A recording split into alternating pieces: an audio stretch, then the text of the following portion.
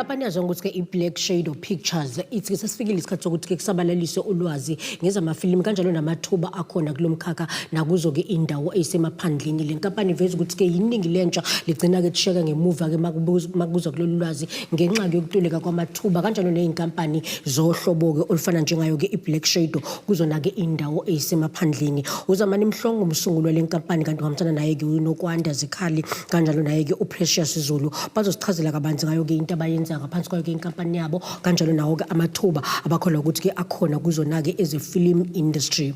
Angikubingelele mbukeli igama lami nguSimangele Sibongo sami ngwakachirwa ubukela uhlelo iKZN News Talk. Asike encourage ke mbukeli iKZN News Talk iba ingxenye yaloko lolu hlelo sithulisuna namhlanje ku Facebook so KZN News Talk kanti na ku X siphinde futhi bokena uKZN News Talk ba ukuthi ke nje unontshisekelo ngazo ke eze film industry sebenzisa ke inkundla zethu zokuxhumana ukudlulisa ke nje umbuzo wakho noma ke nje ukuphola kakho kuzona ke ihambeli zethu zikhona kuloke uhlelo esikuthulela lona kuloke usuku namhlanje. Zamani Mhlongo kanjalo noSinokwanda Zikhali kanjalo noPrecious Zulu kwintokozo enkulu ukuthi nimele ku KZN News Talk asinibukele.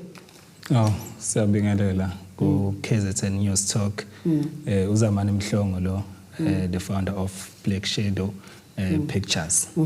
Uveza into ebalekile kakhulu Mr Mhlongo mangabe uveza into ukuthi uma ngabe ubheke indawo eyisemaphandleni intsha lapha yani yantula ngolwazi uma ngabe kuza kuona umkhakha wefilm industry. Ngicabanga ukuthi umbuzo wami oqala ukubheka ukuthi mangakanani amathuba akhona kulomkhakha wefilm.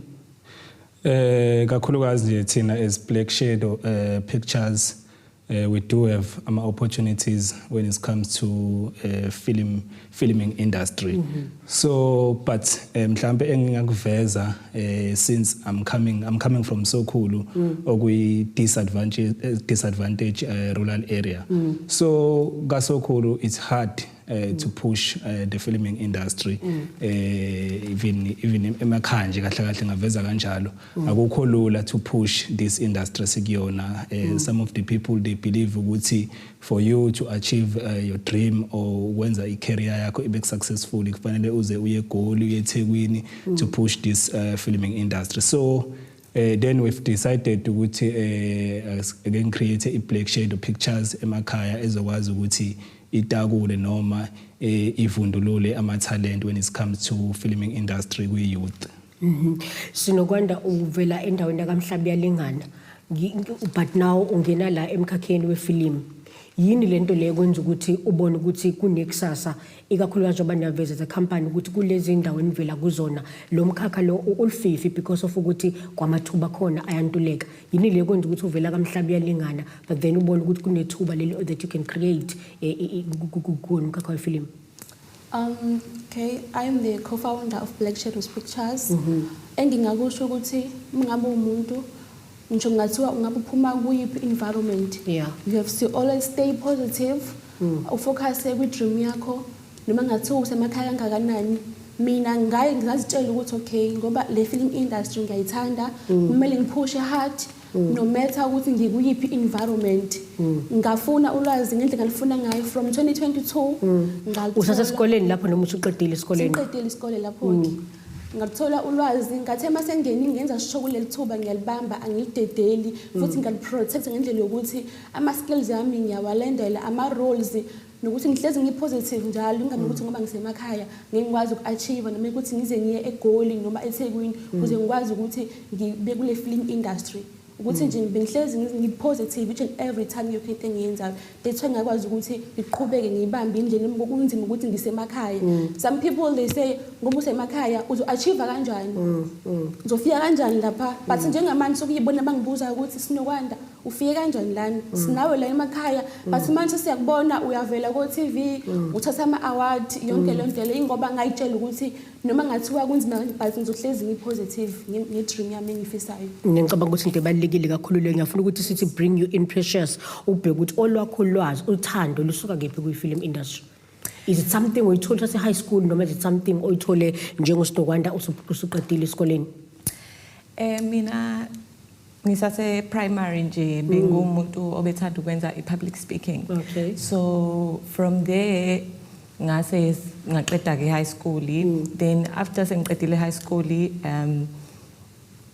because of i-disadvantage again akayichazayo uMr Zamani ngibese ngiba nakho ukudideka nokungazi ukuthi mhlambe moving forward ngizokwenza njani then uMr Mhlongo wabe siyang approacher wase wathi likhona ithuba elikanje okufikeke okwenze kwabalula ukuthi ngigcina ngiba nethemba lokuthi ngibuyiseleke ekuthenini ngiqhubeke nokuba kwi-industry yefilm. Ngicabanga ukuthi musa umntwana nje usuke unalo ngathini usuke unesithombe uyibuka ukuthi you know what ngiyafisa ukuba ku-TV uwenze yonke lento so uthando belukhona kodwa ungazi uzokwenza njani so uThomi Zamani mase sengi-approach kwavedane nje kwenzeka ukuthi seliyakhula sengiyayibona nami ukuthi ngibangconywana kancane nje from ukungazi to ukuthola lonke ulwazi. Ngicabanga ukuthi into evela uMr Zamani ikhona ukuthi ngempela likhona igebe if you listen to Sinokwanda uyaveza ukuthi naye kumele aphothule esikoleni uyaveza upressure ukuthi uthando belukhona sesesikoleni but she had to work very hard ukuthi azakwazi ukuthi uthole ithuba. Ikupheni kwenzayo as a Black Shadow company uqinisekisa ukuthi ndiyalivala leli gebe? Kakhulukazi nje sikwenzayo since ngiye ngakumenshina esima ukuthi sisemakhaya la okune disadvantage sometimes when it comes to filming industry. So esikwenzayo I normally do ama workshop. Okay. So that is where we provide training for acting for camera, script writing and also directing. Okay. So ilawo ma workshop umuntu akasawa hosta for now. So lapho masenza lawo ma workshop sisuke senzela ukukhulisa iindustry noma ukuletha idevelopment in disadvantaged rural areas afana noSokhulu la industry ngekho. So we make sure ukuthi ukuze sivalele gap le si host ama workshop and umuntu ma ukuthi futhi ufuna ukuba ipart ye production because we do ama project as we do have ama project esiwenzayo to senze feature to senze ama shorts so kodwa nje to close that gap ukuthi nje siyambiza umuntu onothando lo industry angene kwi Black Shadow but then we do ama workshops nokunye okusuke kuthinta ifilming industry. Uma sibuye marketing ngiyafuna ukuthi sikhulume ngokuthi response ibanjani that you get from imphakathi semakhaya uma ngabe nenzela ama workshop. Asithengiseke ngibule Catering News uma ngabe sibuya singena kusoke isigaba sesibili seloko nje uhlelo lakho iCatering News okubukelayo.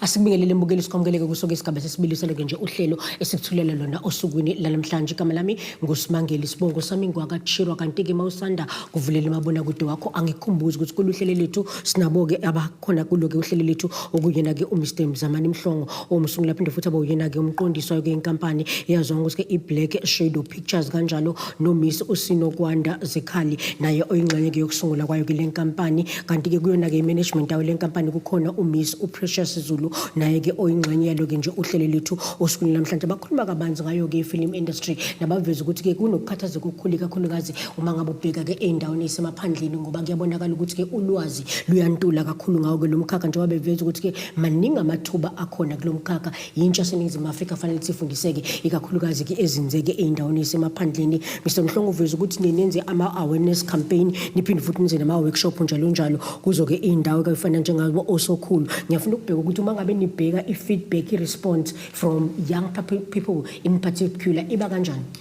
Ngisho ukuthi sima iba very positive because uma previously workshop umuntu sewa hosta lapho umuntu ureceive inamba yabantu abaningi abafisa ukungena kwi filming industry acting industry because of babona indlela esiphusha ngayo when it comes to this industry emakhaya so ukuphusha kwethu for ama workshops we also host ama film screenings la so screena khona ama projects wethu so ukuphusha kwethu kulethe that positive response kithina as Black Shadow Pictures, because now baningi, not even from emakhaya kuphela, not even from we community ngiyona, so even from Durban, from Johannesburg. So I get I get a call from those people abanye they send emails ukuthi we wish to be the part of Black Shadow Pictures.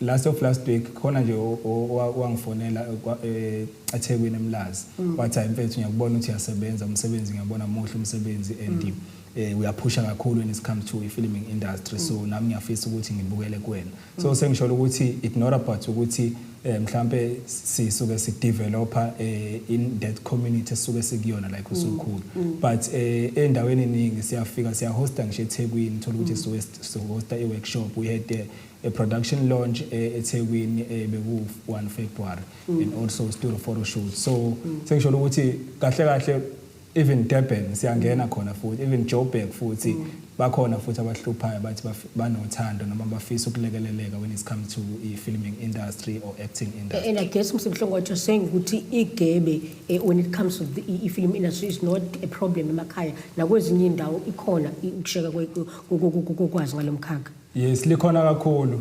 ngoba ngisho ukuthi ngithole sometimes ama call from abantu abaseThekwini, abanye from eGoli.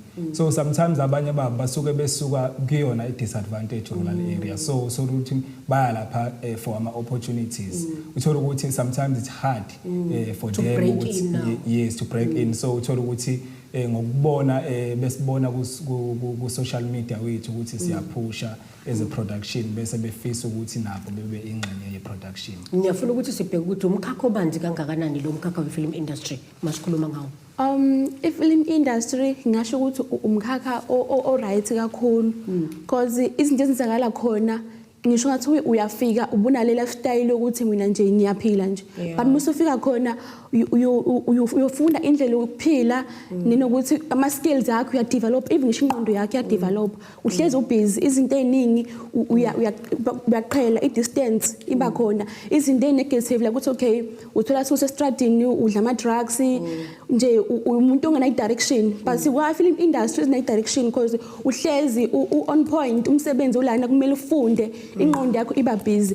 And Black Shadows Pictures is willing to play a significant role when it comes to film industry, especially kuma rural areas, because khona igap eyikhona ukuthi emakhaya ayikho into esingayenza because sibukela phansi ethi umuntu kumele ukuthi ngize ngeGoli ukuze ngikwazi ukuthi ngiphumelele ngephupho lami, kumele ukuthi ngize ngiyeThekwini, which is totally wrong. Nasemakhaya mangathiwa siyabambisana siba into eyi-one, ayikho into engeke ziyenzeke because every time mekuthi nihlangane nibe ndawonye ukuze nikwazi ukuthi nithole into eyi-one. Kubaleka kangakanani ukuthi uhulumeni angenelele kulomkhakha ikakhulukazi mangabe uzobheka indawo esemaphandleni, because when you are talking about lomkhakha there is money involved, idinga ukuthi ukwazi ukuthi kube impumelelo. Uhulumeni kubaleka kangakanani ukuthi athi come in board ikakhulukazi mangabe sikhuluma ngendawo esemaphandleni? Uhulumeni kumele ukuthi angenelele ngoba i-film industry iyadingeka i-budget. Sometimes we do ama-shoot without the budget, but sometimes it's very important to have i-budget because izinto zidinga imali and i-support nasekhaya usuke futhi uyidinga ukuthi okay kube khona umuntu okusupporta ukwazi ukupush until u-reach le level ofuna ukufika kuyona, because it's hard ukuthi you do something but you don't get i-support komunye umuntu. So emakhaya sayidinga i-support usizokwazi ukuthi sibe nalo ulwazi ezuzamane mention ukuthi okay we do ama workshops, so about uhulumeni ukuthi spread like ama budget ama equipment into zokusebenza singalokho si spread ukuthi okay siyalena le ukuthi okay la emakhaya ayikho i-film industry. Magaba mangabe sibuka uthengisa market, ngiyafuna ukuthi mhlawumbe usidobele isithombe ukuthi ingakanani inselele enibhekana nazo ze-company ezama ukusukuma izinto endaweni ezisemakhaya. Asithengise mbukelo Khizero News, mangabe sibuya singena kuso ke isigaba sokugcina saloke nje uhlelo lakho iKhizero News oyibukelayo.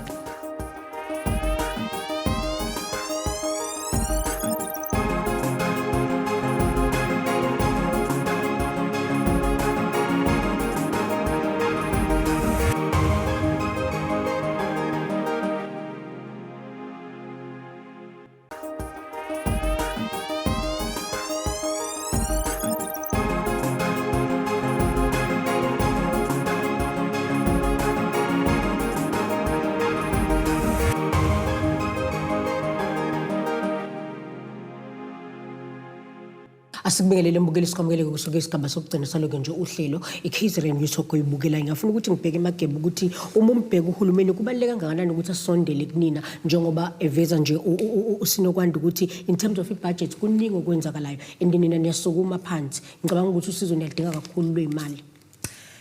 Kubaluleke kakhulu ukuthi uhulumeni asilekelele ngoba njengoba usinokwanda seshilo ukuthi uma nje uzoqala phansi project kuyabiza kudinga imali eningi. So as siqhamuka from ama disadvantaged backgrounds, imali is not there. So kuba a challenge ukuthi ugcine umsebenzi wakho uba seqopheleni elindelekile ukuthi abantu bawujabulele. So okunye futhi engicabanga ukuthi uhulumeni mhlambe ngasilekelela ngakho ukuthi asiphe nje kuba khona ama fund esikwazi ukuthi at least uma sinqonqoza kulo mnyanga lo sikwazi ukuthi benaso isinxephezelo esithize mhlambe esizobukelele ekuthenini abantu abasafufuza bekwazi ukuthi besizakale. Imiphi namiphi imidlalo mhlambe ningigxile kuyona mangabe nisuke niqopha ngaphansi kwayo iBlack Shadow Pictures nje mhlambe ngola inodwa nje Mageba ikuphi la ningigxile khona kakhulu because uyayibona ukuthi imidlalo iyayibe ne message efuna ukuyidlulisa beats mhlambe you're talking about HIV and AIDS, whether you're talking about GBV, which is a problem in our country. Ikuphi kakhulu ningigxile kukhona uma ngabe nisuke nje niqopha wona amadrama ahlukahlukene? Tina, Black Shadow Pictures, we mostly focus on women empowerment. Okay. Ngoba sinakho ukukholela ukuthi abantu besifazane abaningi abanalo abakavuleleki kahle ngokwanele ukuthi umuntu az-expresse ubunzima ahlangabezana nakho. So kubalulekile ukuthi siba empowerish and open a safe space for them ukuthi bekwazi ukuze-expressa. Do you think this is a problem kakhulu nakuzo indawo esemaphandleni, hence you are now focusing on ukuthi nidlulise lo myalezo empowerish abantu besifazane? Do you feel ukuthi it's a problem endaweni esemakhaya mhlambe kakhulu, which is why mhlambe nifuna ukudlulisa lo myalezo kuyona le mphakathi? We do because we feel that people from rural areas, they have a hard time expressing themselves, which makes it kubenzima kakhulu ukuthi ngicabanga ukuthi because of culture, the way eyenza ukuthi abantu besifazane bebe yiyona, it's not easy for them to express themselves. So we project noma yiphi esisuke sizoyenza kusuke kubalulekile ukuthi sibe nama hints we abantu besifazane bekwazi ukuthi kube naleyo nto ukuthi zikhona ikhalaze ikhona ezinakho zabantu besifazane like abasuke bezimo. Ngicabanga ukuthi into ebalulekile kakhulu ukuthi nikwazi ukuthi ni-address through what you are doing ama issues abhekene nabantu. Ngicabanga ukuthi kubaluleke kakhulu ukuthi bathi identify with what you are doing. Ngiyafuna ukuthi sibuye kuwena njomani ukubheka ukuthi mhlambe bangathi udubela umbukeli isithombe ikona nakuphi nikwenza ngaphansi kwayo ke iBlack Shadow Pictures. Kwi-Black Shadow Pictures njengoba ngike ngakuchaza ngaveza ukuthi mina nje nguzamani Mhlongo, I'm a producer, ngi-content creator as well, ngi-script writer, I'm also a director. So kanjalo futhi director of photograph. So kahle I'm like bambiza kanonje lo yilokhu i-jack of all trades. So ngithi angebe umuntu efana la ngoba ziningi izinto engikwazi ukuzenza mina nje personally. So kwi-Black Shadow Pictures kuningi mhlawumbe esingathi siyakuthinta kakhulu when it comes to i-film because ngike ngakuveza ukuthi we do run ama workshop and also sike sihambele nasey'koleni kune program esiqalile efaka nezingane zesikole phakathi la bafundisa ngomkhakha we-film. Yes, ethinta wona ama workshop. So kule workshop esizoba nayo nje ezayo we invited iy'kole ezimbili ukuthi zibe khona ama high school because nakhona emakhaya futhi alukho ulwazi kahle when it comes to this industry. Kubazali manje, do you find ukuthi sometimes umntwana abangabe mhlambe ethi ufuna ukungena kulo mkhakha mangabe sephothela umatriculation wakhe mhlambe abazali abakumukeli kahle hle because mhlambe akukho ukukhanyiseleka kahle ngokwanele uma ngabe kuza kona lo mkhakha esikhuluma ngawo? Yes, sometimes kuba njalo abazali, but mina engakusho ukuthi umntwana ukuthi umnyeke enze lokho akabhilivela khona because if we're talking about this industry, sometimes abazali badinga ukuthi bakhanyiseleke ngoba if we're talking about filming industry mhla emakhaya ingangabikho but kwezinye indawo iyafundwa ngisho esikoleni and also even ngisho you can go to university ikhona DUT ikhona creative arts ikhona after so there are film schools asuke khona so sengisho ukuthi it's a career kahle lento ye filming industry it's not about ukuthi do you feel career guidance icover ngokwanele I would listen to uSinokwanda ukuthi uthi kumele aphothule isikolo azaqede umkhakha lo ngazange ukhethe because I believe ukuthi ube ukhethe from a high school befundise ngokuphelele ubezothi mayiphothule mhlawumbe akwazi ukuthi aqhubeke nokufunda do you think career guidance now is doing enough in terms of educating abantwana about lo mkhakha noma mhlawumbe kusakhona igebe likhona nakuyona career guidance eyenziwayo I can say ngizokhulumela nje kakhulukazi i-rural area lesisuka khona emakhaya so emakhaya I can say ukuthi kuyashoda kakhulu ezikoleni because ezikoleni ingane like emakhaya kwaziyo ukuthi fanele ube uthisha fanele ube udokotela fanele ube inesi konke nje ongakubala but akukho kulokho when it comes to ilokho ezikoleni lokho kuthinta i-filming industry but kwezinye izikole kukhona just that emakhaya sometimes you realize ngisho usuphume ngisho esikoleni ukuthi kahle kahle nansi into engibizele yona ngenxa ukuthi from at your young age akwazi uyithola opportunity from esikoleni because into abayenza kakhulu ezikoleni zamakhaya iLO la ulana ukusuke kwenziwa khona uthola mhlambe o stage play izinto ezikanjalo nje uthola ukuthi futhi nakhona I focus kakhulu for filming industry ngifuna ukuthi Mrs Ekhali sibhekela ukuthi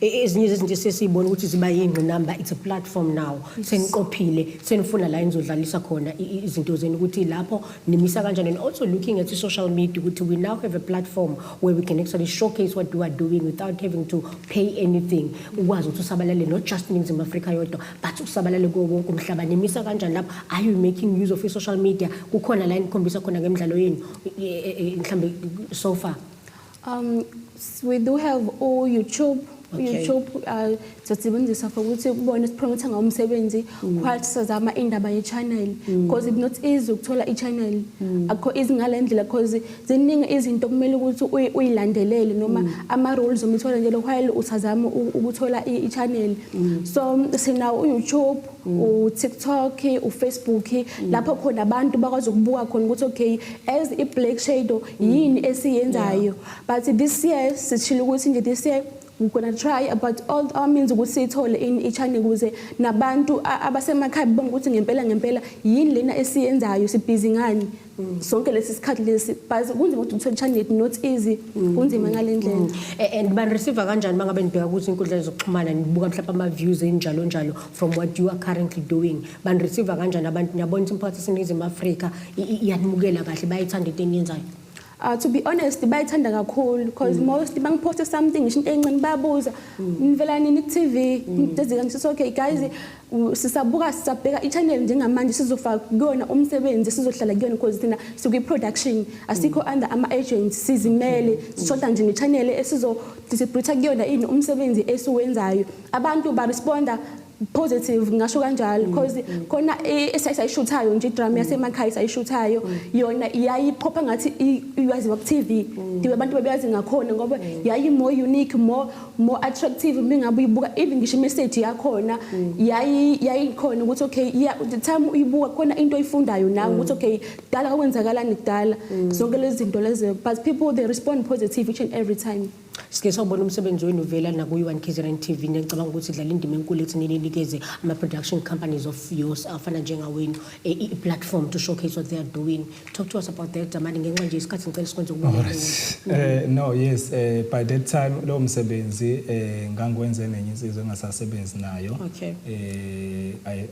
I did ama project amabili naye athe kuya phezulu kakhulu. Lawo ma project lawo enye yawo eyokugcina ize yawina iaward Simon Mabhunu so by that time I was in business with leyo ndoda lengangisebenzisana nawo ngaleso sikhathi lezo before kuzalwe iBlack Shadow Pictures yini le ibona ukuthi kwenza ukuthi mhlambe nikwazi ukuthi nithole indondo kulokho benikade niqophile just with one line nje manje ngenxa yesikhathi ikuphi lokho ubona ukuthi kwenza ukuthi nithole indondo It's all about ukusebenza kanzima engingakusho mina kubantu kahle kahle i-support from abantu into yakho uyicreatele wena ukuthi uyifake kwi-platform uyiyona like social media abantu beyilandele so that is where nakhona even ngisho ngakuthiwa mhlambe ufaka kuphi uthola ukuthi mhlambe iyabonakala ngeproject yakho ukuthi i-right yenze kahle nane quality ke ngizo-emphasize ukuthi kubalulekile ukuthi uma ushutha i-project ungachithi nje icala but i-quality yakho everything fanele ibe 100% so that mase isingenela ama-award athize for ukuthi beyijudge kube ukuthi yonke into perfect. But mangabe sizobheka i-budget ilimaza kanjani quality because I believe ukuthi you need a certain equipment and you need maybe izinto ezithile ezisezingeni ukuze ukwazi ukuthi ukhiphe into eseqophelweni with just one line indaba ye-budget ishaya kangakanani i-end product. Yayilimaza kakhulu indaba ye-budget quality ngoba the more usebenzisa ama-cams engasho ukuthi mhlawumbe na low quality so that is where olimala khona because sekufana nokuthi manje uchithe icala yabo so lapho sekudinga ukuthi uma wenza i-project kufanele ube ne-budget ngoba ngisho ukuthi if we talk of micro budget kwi-filming industry so that is where kufanele mhlawumbe ube nemali esuka ku-250,000 sometimes kwezinye indawo kuyenzeka uthola ukuthi mhlawumbe uma apply for fundings u-300,000 but then yethi-ke thina sikakayitholi-ke leyo funding which is why we need the government ukuthi angenelele kuma-production company afana njengawena ukuze nikwazi ukuthi nikhiphe into eseqopheleni eliphezulu makebe ngiyafisa ukuthi sinikeze leli thuba just to share with us ama-social media pages where abantu bangakwazi ukuthi babone umsebenzi wenu baphinde banilandele futhi. On YouTube, we are Black Shadow Pictures. Okay. Also go TikTok and Facebook. Okay. Just Black Shadow Pictures. You did say nje manje ukuthi niphinde ninikeze ama-training kuwo wonke abantu anizinzile nje abantu basemakhaya but kubo bonke abantu abakhona kwelizwe laseNingizimu Afrika inombolo mhlawumbe labantu abangazi ukuthi baxhumane nani khona abafuna more information about the film industry. All right. Okunye ngicela uku-emphasize lapha ku-YouTube channel sithi nje Zamani Mhlongo for now. Then kwezinye indawo Black Shadow Pictures. Okay. Inamba ngizokhipha nje yami esitholakala kuyona 083 355 1091. Okay. Yeah, asinibonge kakhulu ke Zamani Mhlongo usinokwanda zikhali kanjalo no Precious Zulu kube intokozo enkulu ukuthi sibe nalo hlelweni lena sinifisela inhlanhla lomshashweni ophushayo. Siyabonga kakhulu neKZN News Talk siyabonga kakhulu. Siyabonga kakhulu ukuphoxiswa nesikhathi ngicabanga ukuthi ndawa next edition siyokhuluma nangalokho enibhizi ngakho njengamanje enikwenzayo uma ngabe siphinde futhi banesikhathi silandelayo. Nyelele kona ke amaphethelo alo uhlelo besithulela lona nosuku namhlanje uSimangelo kaChura ngihamba nalo lonke ke ithimba leKZN News Talk asiphinde futhi ke hlangane ngokuzayo.